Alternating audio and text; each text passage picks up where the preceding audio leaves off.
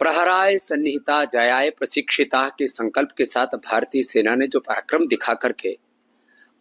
आतंकिस्तान बन चुके पाकिस्तान को जो सबक सिखाया है और अपने शौर्य वीरता का पराक्रम का जो प्रमाण दिया है, इन्होंने हमारे निर्दोष नागरिकों को मारा, मां बहन बेटियों के सिंदूर छीने, तो पराक्रम सिंदूर के माध्यम से पाकिस्तान की जो कमर तोड़ी है और पाकिस्तान में जो पनाह ले रहे आतंकी है, उन 100 से ज्यादा आतंकवादियों को मौत के घाट उतार करके, क्योंकि उनको तो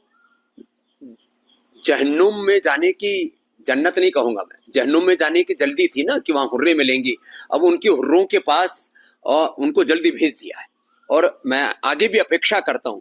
कि जल थल नभ सेनाएं चारों तरफ से पाकिस्तान के ऊपर इस प्रकार से प्रहार करें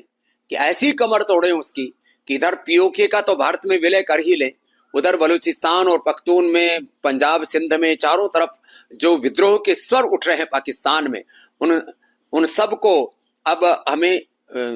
रणनीतिक तौर पर बहुत दूरदर्शिता और पारदर्शिता के साथ ऐसे सपोर्ट करना चाहिए कि पाकिस्तान जो है आगे से किसी भी प्रकार का हमला करने के बारे में, आतंकियों को यहां पर भेजने के बारे में 100 बार सोचे, उसकी ऐसी कमर तोड़ दें कि अब तो सीधा कराची और लाहौर में ही तिरंगा गाड़ दे अब तो। और ये वक्त आ गया है, इनके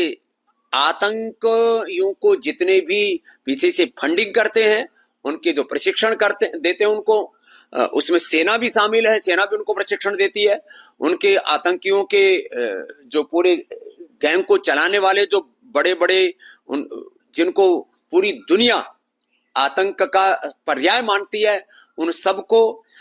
एक तरह से आतंक और आतंक की फैक्ट्री को चलाने वाले जितने भी तंत्र हैं, सभी दिशाओं से उनको के ऊपर प्रहार करके भारत को अब इस जंग को निर्णायक मोड़ तक ले जाना चाहिए। यह तो प्रारंभ मात्र है, अभी तो ऐसी कमर तोड़नी चाहिए कि एक भी आतंक का कोई अड्डा और एक भी आतंकवादी शेष ना रहे, चाहे उन्होंने मस्जिदों में शरण ली है, चाहे जंगलों में शरण ली हुई है, चाहे शहरों में शरण ली है, चाहे सेना के पास कहीं आर्मी के जो इलाके हैं उनके पास उन्होंने अपने आतंकवादियों ने अपने प्रशिक्षण केंद्र बनाए हुए हैं। इससे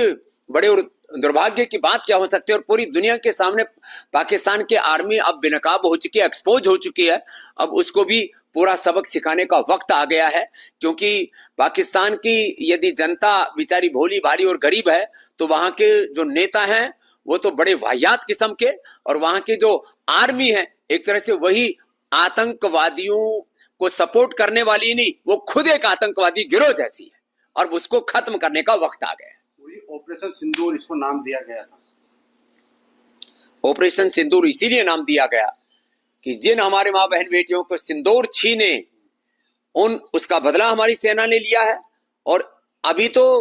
उसका प्रारंभ मात्र है। इस बार ऐसी कमर तोड़ेंगे, अभी तो 100 से ज्यादा मारे गए हैं, अभी हजारों की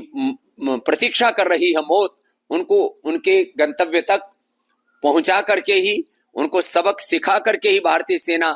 दम लेगी, और पूरी दुनिया भारत का दमखम देखेगी, भारत की सेनाओं के पराक्रम को देखेगी। हमारी जल थल वायु सेना इतनी पराक्रमी है कि किसी भी तरह से अब भारत सैन्य शक्ति में, अर्थ शक्ति में, राजनीतिक शक्ति में, नेतृत्व में किसी भी प्रकार से भारत कमजोर नहीं है। अब भारत की ताकत पूरी दुनिया देखेगी, और ये तो अभी प्रारंभ हुआ है, अभी जंग बहुत निर्णायक मोड़ तक पहुंचेगी, और कभी भी पाकिस्तान फिर आतंकवादी गतिविधियां करने से पहले 100 बार नहीं, 1000 बार नहीं, लाख बार पहले सोचेगा। सटीक निशाना लगा के 9 ठिकानों को उड़ाया गया है। हाँ, मरकज भी शामिल है, जिनमें आतंकी ठहरे।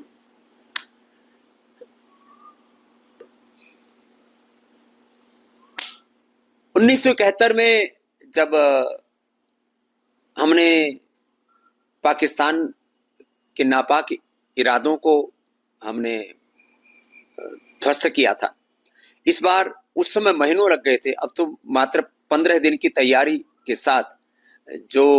प्रहार किया है वह प्रशंसनीय है। इससे करोड़ों भारतवासियों की आत्मा को शांति मिली है, और हम भारत के सेनाओं के पराक्रम को प्रणाम करते हैं। मोदी जी के नेतृत्व पर विश्वास करते हैं और देश की आंतरिक सुरक्षा करने के लिए हमारे गृह मंत्री अमित शाह जी सक्षम हैं, तो माने आंतरिक सुरक्षा के लिए भी हम निश्चिंत हैं, देश की सीमाओं पर भी हम सुरक्षा के लिए हम आश्वस्त हैं। और भारत के प्रधानमंत्री इतने पराक्रमी हैं, उन्होंने तीनों सेनाओं को खुली छूट दी है। अब मुझे लगता है पाकिस्तान को सभी दिशाओं से घेर करके और उसको ऐसे सबक सिखाएंगे, उसके ऐसे होश उड़ाएंगे कि सदियों तक पाकिस्तान याद रखेगा।